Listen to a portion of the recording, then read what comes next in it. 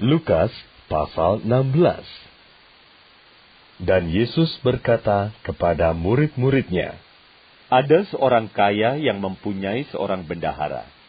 Kepadanya disampaikan tuduhan bahwa bendahara itu menghamburkan miliknya. Lalu ia memanggil bendahara itu dan berkata kepadanya, Apakah yang kudengar tentang engkau?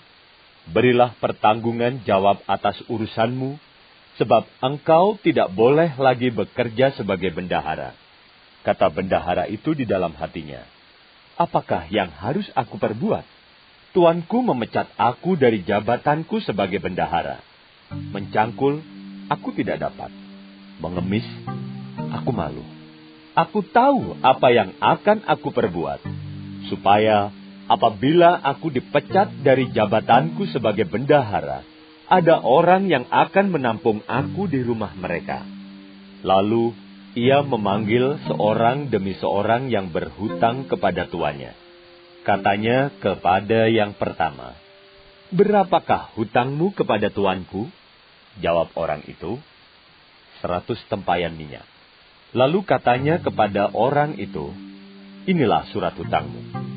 Duduklah, dan buat surat hutang lain sekarang juga, 50 tempayan. Kemudian ia berkata kepada yang kedua, Dan berapakah hutangmu? Jawab orang itu, 100 pikul gandum. Katanya kepada orang itu, Inilah surat hutangmu. Buatlah surat hutang lain, 80 pikul. Lalu tuan itu memuji bendahara yang tidak jujur itu, karena ia telah bertindak dengan cerdik.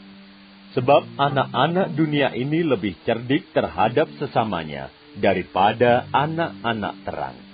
Dan aku berkata kepadamu, ikatlah persahabatan dengan mempergunakan mamon yang tidak jujur, supaya jika mamon itu tidak dapat menolong lagi, kamu diterima di dalam kemah abadi.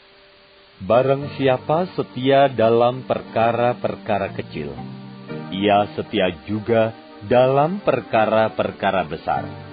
Dan barang siapa tidak benar dalam perkara-perkara kecil, ia tidak benar juga dalam perkara-perkara besar.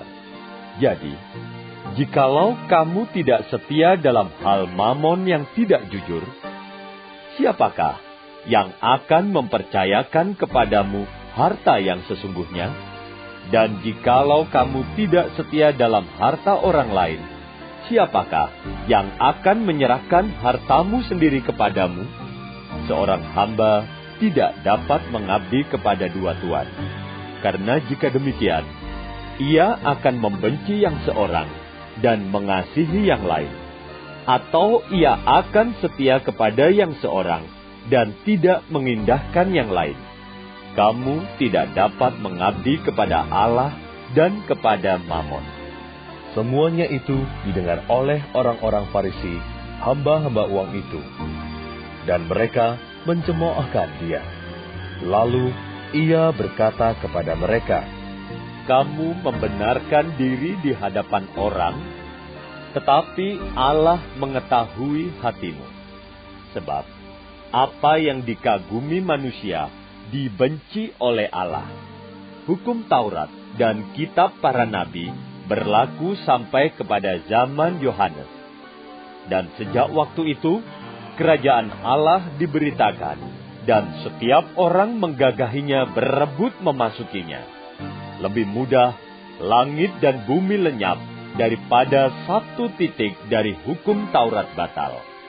Setiap orang yang menceraikan istrinya, lalu kawin dengan perempuan lain, ia berbuat zina. Dan barang siapa kawin dengan perempuan yang diceraikan suaminya, ia berbuat zina. Ada seorang kaya yang selalu berpakaian jubah ungu dan kain halus, dan setiap hari ia bersukaria dalam kemewahan. Dan ada seorang pengemis bernama Lazarus, badannya penuh dengan borok, berbaring dekat pintu rumah orang kaya itu dan ingin menghilangkan laparnya dengan apa yang jatuh dari meja orang kaya itu. Malahan, anjing-anjing datang dan menjilat boroknya. Kemudian, matilah orang miskin itu, lalu dibawa oleh malaikat-malaikat ke pangkuan Abraham. Orang kaya itu juga mati, lalu dikubur. Dan sementara ia menderita sengsara di alam maut, ia memandang ke atas, dan dari jauh dilihatnya Abraham, dan Lazarus duduk di pangkuannya. Lalu ia berseru katanya, "Bapak Abraham, kasihanilah aku.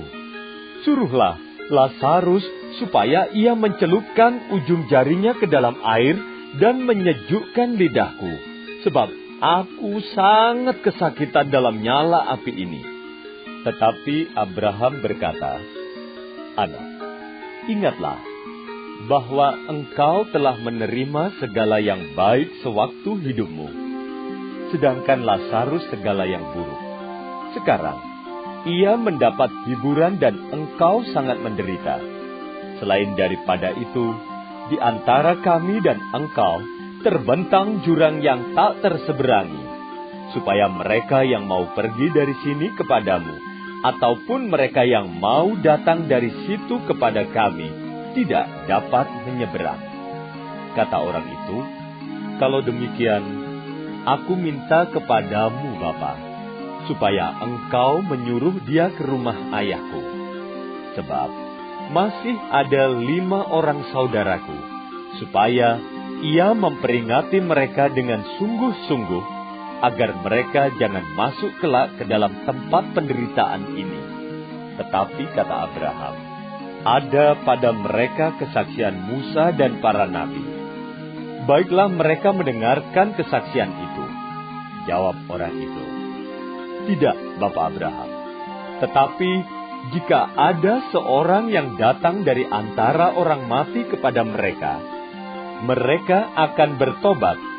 Kata Abraham kepadanya, "Jika mereka tidak mendengarkan kesaksian Musa dan para nabi, mereka tidak juga akan mau diyakinkan, sekalipun oleh seorang yang bangkit dari antara orang mati."